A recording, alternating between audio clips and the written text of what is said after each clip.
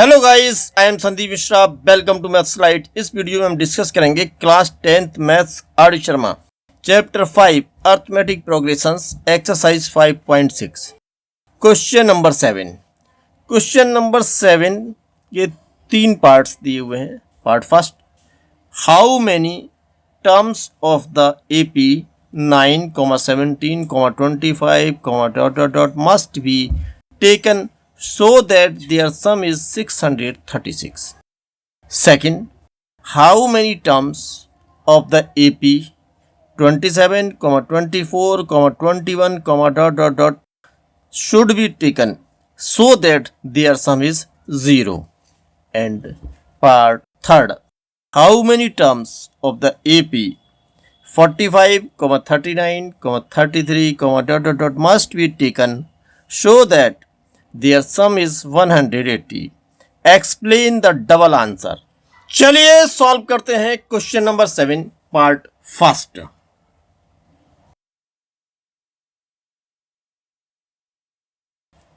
The given AP is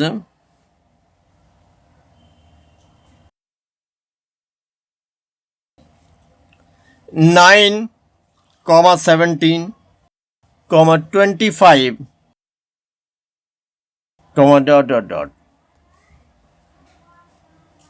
Here, first term of the AP, say A equal to 9, common difference D equal to 17 minus 9 equal to 8. Let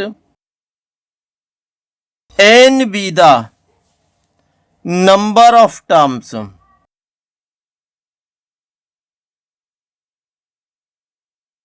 therefore Sn equal to 636. Clear?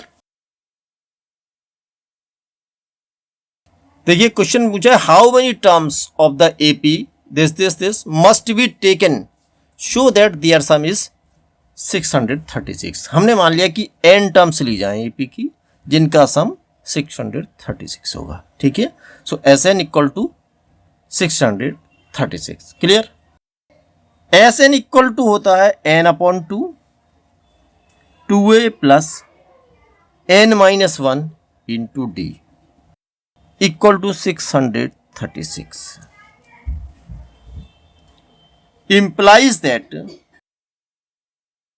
n into 2a, a के place में हम रखेंगे 9 plus n-1 into D, D यहां पर है 8 equal to 2 की multiply कर दो इधर, 2 6 12, 2 3 6 प्लस 1 7, 2 6 12, 1272। अब देखिए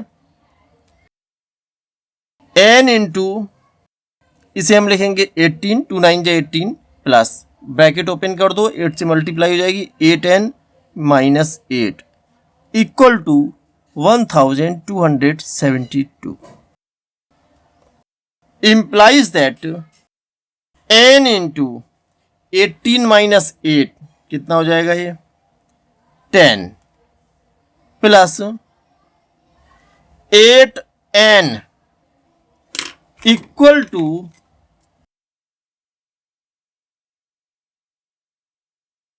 1272। ब्रैकेट ओपन करेंगे, n से मल्टीप्लाई कर देंगे, देन हो जाएगा 10n plus 8n square equal to 1272 implies that 8n square plus 10n minus 1272 equal to 0। Equation 2 से डिविजिबल है, डिवाइड कर दो ना, हो जाएगी 4n square plus 5n minus 636 equal to 0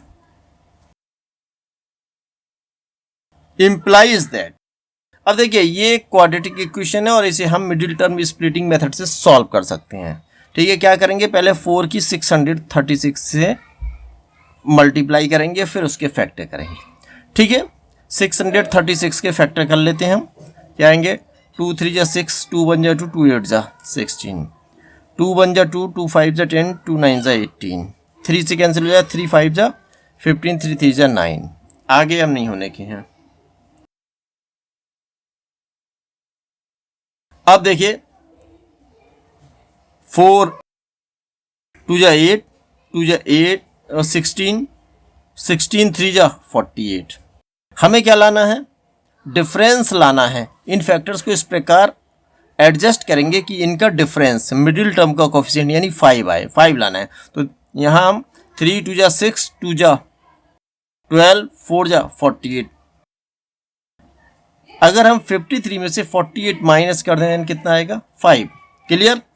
so 4n square plus, अब 5 को हम रिप्लेस कर सकते हैं 53 माइनस 48 से, into n minus 636 equal to 0 implies that 4n square plus 53n minus 48n minus 636 equal to 0 implies that, यहां से हम कॉमन लेंगे n, देन ब्रैकेट में बचेगा 4n प्लस 53 माइनस, यहां से हम कॉमन ले सकते हैं -12, देन 12 4 जा 48, यानी 4n माइनस 12 से डिवाइड करेंगे माइनस 636 को, देन माइनस माइनस प्लस और डिवाइड करने पाएगा 12 5 जा 60, 12 3 जा 36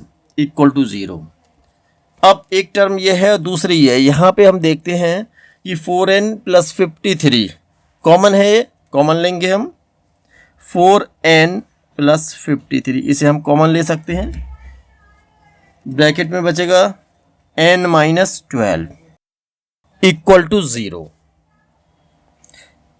implies that 4n plus 53 equal to 0 और n minus 12 equal to 0। If 4n plus 53 equal to 0, then n equal to 53 upon 4. Rejecting this.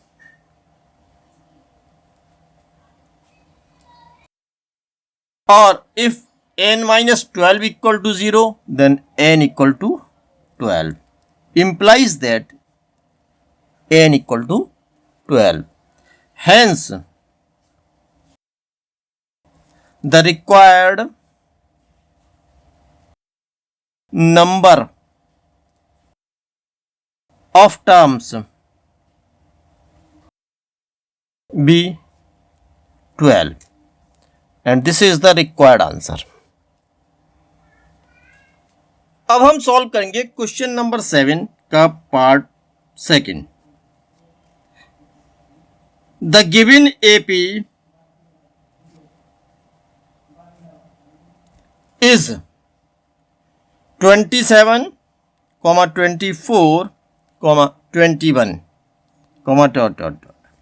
Here, first term of the AP say A equal to 27. Common difference say D equal to 24 minus 27 equal to minus 3. Let the sum of the n terms be 0. So, Sn equal to 0 implies that Sn को हम expand करेंगे और यहां लिख सकते हैं n upon 2 2a plus n minus 1 into d equal to 0 implies that, simplify करेंगे 2a plus n minus 1 into d, इसकी वैल्यू निकालेंगे, that is 2a plus n minus 1 into d equal to, ये इधर आ जाएगा 0 अपॉन n अपॉन 2, ठीक है, then क्या हो जाएगा 0। नाउ वैल्यूज पुट कीजिए a और d की। 2 इंटू a यहां पर है 27 प्लस n माइनस 1, d यहां पर है -3 इक्वल टू 0। इंप्लाइज दैट, देखिए ये हो गया कितना 54 plus minus 3 n minus 1 equal to 0। 3 से डिविजिबल है ये, डिवाइड कर दीजिए। 3 1 जा 3, 3 8 जा 24 minus n minus 1 equal to 0। Implies that 18 minus n plus 1 equal to 0। implies that 19 minus n equal to 0, implies that n equal to 19. Therefore, the required number of terms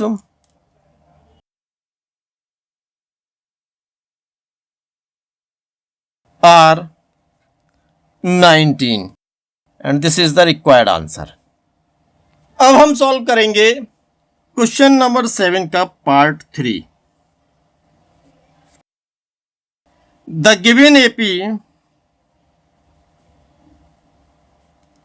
is 45, 39, 33, here first term of the AP, say A equal to 45, common difference say D equal to 39 minus 45 equal to minus 6. Let the sum of n terms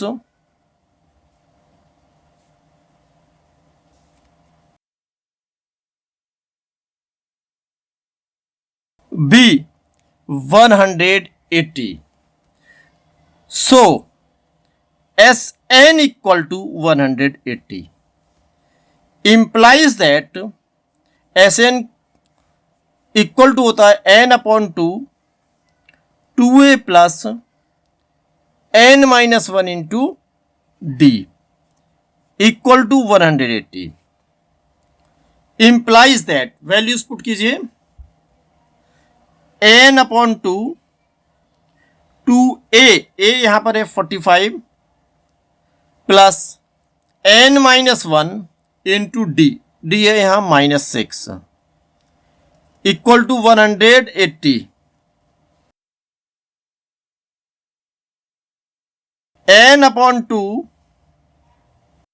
multiply कर दो कितना हो जाएगा ये 45 इंटू 2 90 -6 n minus 1 is equal to 180 implies that n into 90 minus 6n plus 6 equal to 360 implies that n into 96 minus 6n equal to 360 implies that 96n minus 6n square equal to 360. Clear? Implies that left hand side से दोनों ही terms को हम shift करेंगे right hand side में और side change होने पे इनके साइन चेंज हो जाएंगे, यानी हो जाएगा plus 6n square minus 96n plus 360 equal to 0। Equation 6 से डिविजिबल है, डिवाइड कर दीजिए, then implies that n square minus 16n plus 60 equal to 0। अब 60 के ऐसे फैक्टर्स करेंगे जिनका सम 16 आना चाहिए, ठीक है। तो 60 के ऐसे फैक्टर्स हो जाएंगे easily 10 into 6। So implies that n square minus, अब 16 को हम रिप्लेस करेंगे 10 प्लस 6 से, ठीक है। 16 के प्लेस में हमने क्या लिख लिया, 10 plus 6 into n plus 60 equal to 0, implies that n square minus 10n minus 6n plus 60 equal to 0, implies that, यहां से देखिए n कॉमन लेंगे, देन ब्रैकेट में बचेगा n माइनस 10, और यहां पर आप कॉमन ले सकते हो माइनस 6, देन ब्रैकेट में आएगा n माइनस 10 इक्वल टू 0। अब एक टर्म यह है, दूसरी टर्म यह है, यहां पर n माइनस 10 कॉमन ले सकते हैं, implies that n minus 10 common लिया हमने, देन दूसरी ब्रैकेट में आया n minus 6 equal to 0, implies that either n minus 10 equal to 0 और n minus 6 equal to 0। If n minus 10 equal to 0, then n equal to 10. Or if n minus 6 equal to 0, then n equal to 6.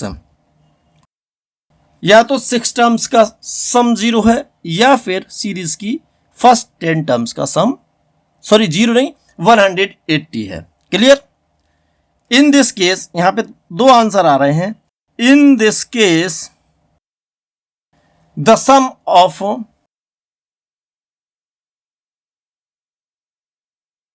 first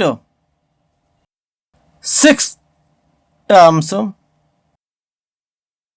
equal to the sum of first 10 terms equal to 180। Clear? या तो पहली 6 terms का सम 180 है, या फिर पहली 10 terms का सम 180 है। ठीक है, 2 answers are possible.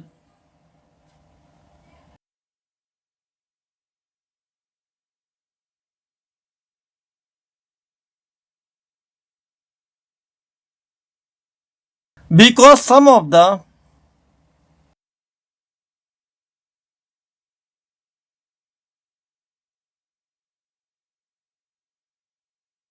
terms from 7th to 10th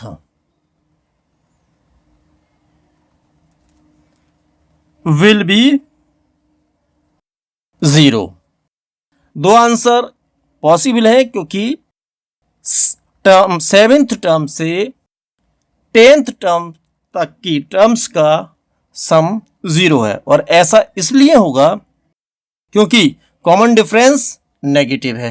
तो 7 से 10th टर्म तक, 7th टर्म से 10th टर्म तक कुछ टर्म्स पॉजिटिव होंगी और कुछ नेगेटिव होंगी, और उनका सम 0 हो जाएगा। क्लियर? आई होप आपको क्वेश्चंस अच्छे से क्लियर हो गए होंगे। प्लीज वीडियो को लाइक करें, चैनल को सब्सक्राइब करें और कमेंट करके अपनी प्रतिक्रिया भी अवश्य दें। Thank you.